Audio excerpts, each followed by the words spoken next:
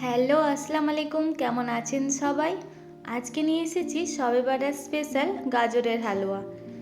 যারা দুধ বা গাজরের হালুয়া পছন্দ করেন না, তারা অবশ্যই এই রেসিপিটা একবার করে দেখবেন। প্রথমে মার্কেটে গিয়েই দেখছি গাজর শেষ, তো যতটুকুই ছিল নিয়ে বাড়ি চলে এলাম। আর এই গাজরগুলো হচ্ছে তার পরের দিন যখন আমি গিয়েছিলাম কিছু কেনাকাটা করতে, তখন দেখলাম ফ্রেশ গাজর এসছে।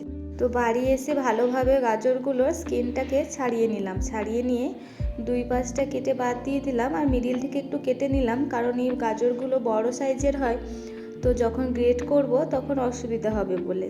আর খুব ভালোভাবে একই প্রসেসে সব গাজরগুলোর স্কিনটাকে ছাড়িয়ে নিয়েছি।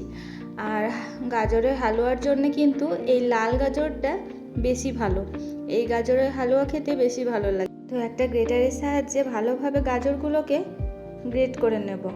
এই দেখুন, ভালোভাবে গ্রেট করে নিয়েছি। গাজরটা দেখতেও কতটা সুন্দর লাগছে। আর এই মিডিলের অংশটা আপনারা ফেলে দিতে পারেন, আমি কিছু নিয়েছিলাম আর কিছু বাদ দিয়ে দিয়েছি। তারপরে আমি কিছুটা এলাচ আর অল্প কিছুটা কেশর দিয়ে দেবো, আপনারা এটাকে স্কিপ করে দিতেও পারেন। এবার ভালোভাবে এটাকে থেতো করে নেব। এদিকে একটা ফ্রাইং প্যান বসিয়ে নিয়েছি।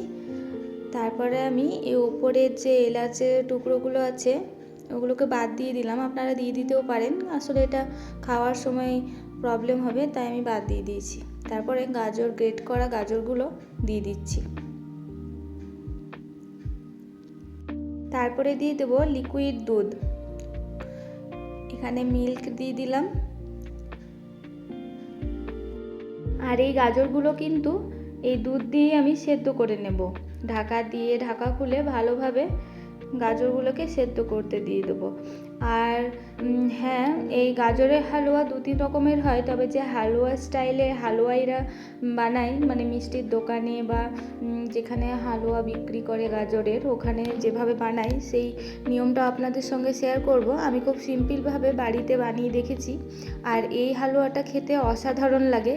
কোনো খোয়া বা কনডেন্সড মিল্ক বাদ না থাকলেও আপনারা এইভাবে করে একবার দেখবেন, খুব টেস্টি হয়। তো আমি ঢাকা দিয়ে ভালোভাবে একটু ফুটিয়ে নিলাম, তারপরে একবার দেখে নিলাম কতটা দুধ আছে, তারপরে ওইভাবে দুধটাকে মেরে নেব। ভালোভাবে গাজরটাকে আগে সেদ্ধ করে নেবেন, কারণ প্রথমেই যদি চিনি দিয়ে দেবেন তাহলে কিন্তু আর গাজর সেদ্ধ হবে না। তো আগে ভালোভাবে গাজরটাকে সেদ্ধ করার পরই চিনি অ্যাড করবেন। তো এই পর্যায়ে আমি দিয়ে দেবো পাউডার দুধ। ওইখানে মিল্ক পাউডার নিয়ে নিয়েছি, তো এই মিল্ক পাউডারেই টেস্টটাকে আরও বাড়িয়ে দেবে। আমি এখানে 2 প্যাকেট মতো মিল্ক পাউডার দিয়ে দিলাম।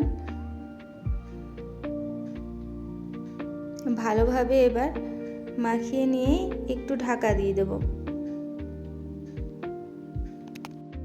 এই পর্যায়ে দিয়ে দেবো চিনি, আপনারা মিষ্টিটা আপনাদের পছন্দ মতো দেবেন। এবার ভালোভাবে নেড়ে নেব, যেহেতু চিনিটা গলবে তাই এটা হালুয়াটা একটু পাতলা হবে, তো ভালোভাবে কিন্তু চিনিটাকে গলিয়ে নিতে হবে। আবার ঢাকা দিয়ে দেবো, ঢাকা দিয়ে একটু রান্না করে নেব। আর এইদিকে আমি নিয়ে নিয়েছি কিছুটা ড্রাই ফ্রুটস, আপনারা ড্রাই ফ্রুটস নাও দিতে পারেন, দিতেও পারেন। তো এইভাবে দেখুন কতটা জল ছেড়েছে, মানে চিনিটা গলে গেছে। এবার ড্রাই ফ্রুটসটা আমি কুচি কুচি করে কেটে নেব। এই দেখুন, এইভাবে একটু ড্রাই ফ্রুটসটা কেটে নিয়েছি। এবার ঢাকা খুলেও একবার নেড়ে নেব, ভালোভাবে নেড়ে হালুয়াটাকে আবার ঢাকা দিয়ে রেখে দেবো কিছুক্ষণ।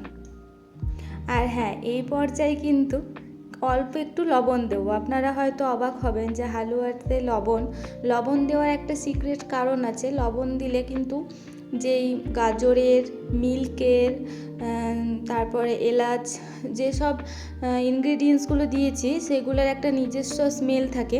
লবণ দেওয়ায় ওই স্মেলগুলো আরও ভালো লাগে, আরও ভেসে ওঠে। তো আপনারা অবশ্যই কোনো হালুয়া যদি করেন তো অল্প একটু লবণ অ্যাড করবেন, তাতে তার স্মেলটা, হালুয়ার স্মেলটা খুব ভালো আসে।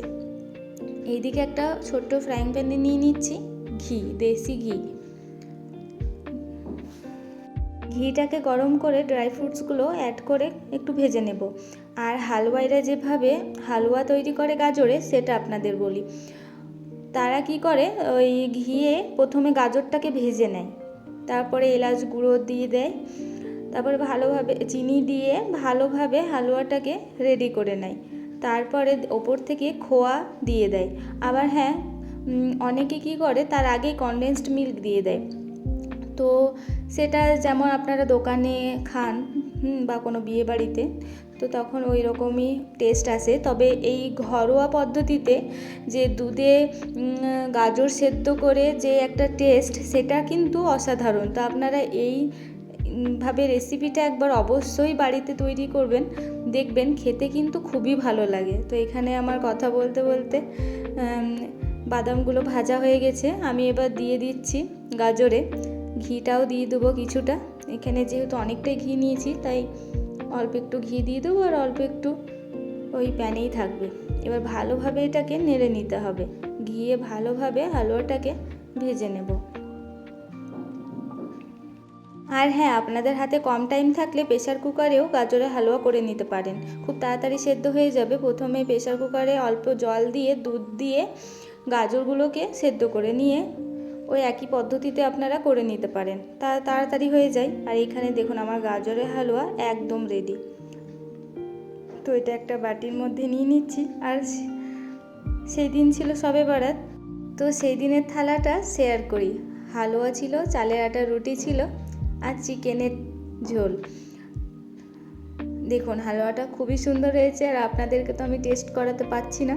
তো অবশ্যই বাড়িতে একবার রান্না করে দেখবেন আর খেয়ে দেখবেন, খেতে কিন্তু অসাধারণ হয়। তো টাটা, বাই, পরে দেখা হবে।